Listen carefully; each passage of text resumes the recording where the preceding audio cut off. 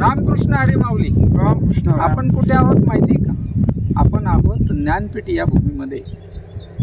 आपली जबाबदारी आणि आपला निर्णय आणि आपलं कार्य उद्या निश्चित ऑक्सिजनची सुविधा देणार आहे.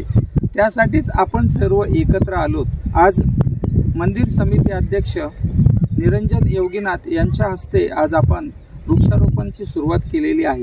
सुरुवात करत असताना सगळ्यात महत्त्वाचा पार्ट या ठिकाणी एक असा घडला, तो म्हणजे ज्या ठिकाणी सुवर्ण पिंपळ आत आहे तो सुवर्ण पिंपळ हा प्रथम आपल्या हस्ते लागला. निश्चित 1.25 लाख प्रदक्षिणा घातल्यानंतर माऊलींचं दर्शन हे आपल्याला झालेलंच आहे. कारण का?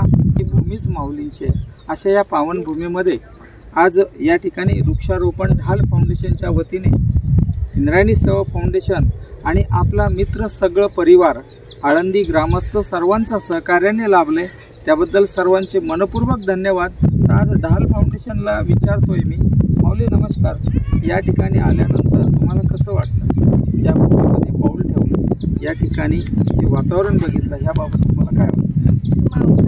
माऊलींची भूमीमध्ये समृद्ध संपत्ती आणि पावन भूमी आहे. इथे जे काही कार्य घडत ते सर्व पावन होणार आहे. जो जन्म घेईल तो एकदम मार्गस्थ होणार आहे ईश्वराकडे.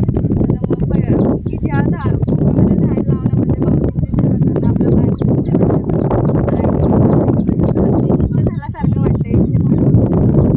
निश्चितच आज या ठिकाणी संस्थान त्या जे दिंडी चालते त्या पालखी सोहळा, त्या दिंडीचे अध्यक्ष सर्व कृष्णा महाराज परिराव, रामकृष्ण हरी, आज मुक्ताई आपल्यासोबत आहे. खरं म्हणजे कारण मुक्ताई जर सोबत असेल तर मला वाटतं आपल्याला काही कमी वाटतं.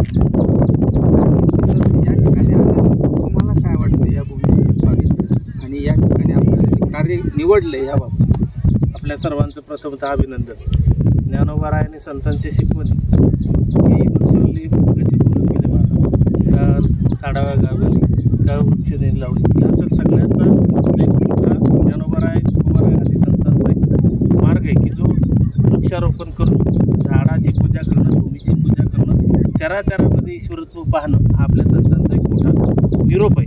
त्याच निरोपापैकी तुम्ही पुढील येणाऱ्या पिढीकरता आत्ता विद्यमान काळात भरपूर प्रमाणामध्ये प्रदूषणाची सगळी साधनं उपलब्ध आहेत, पण आत्ता तुम्ही पुढील येणाऱ्या पिढी करताय ऑक्सिजनची जी तयारी केली, त्या ऑक्सिजनच्या तयारी करत असताना, झाडाचं वृक्षारोपण करत असताना ज्ञानोबारायचं महत्त्व आहे.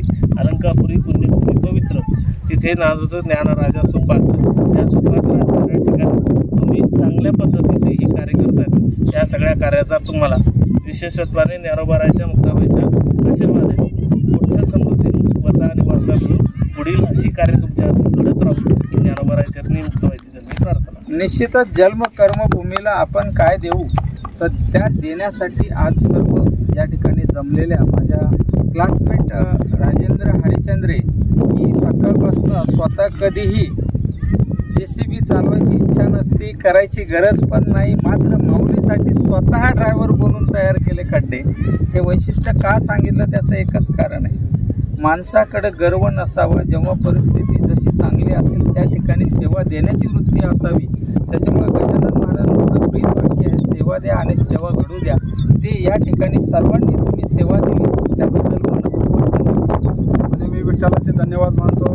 आज ही पंचकृषी सगळी माऊलीची पावनभूमीच आहे, पण परंपरेने माऊलींच्या 7-12 नावावर असलेल्या संस्थांच्या अशा भूमीमध्ये आपल्याला सेवा करायला भेटली. हे आमचं भाग्य आहे. आमच्या मित्रामुळे आम्हाला भेटलं. आमच्या मित्रांचं खूप खूप धन्यवाद. सगळ्या मंडळीचा धन्यवाद मानतो. थँक्यू.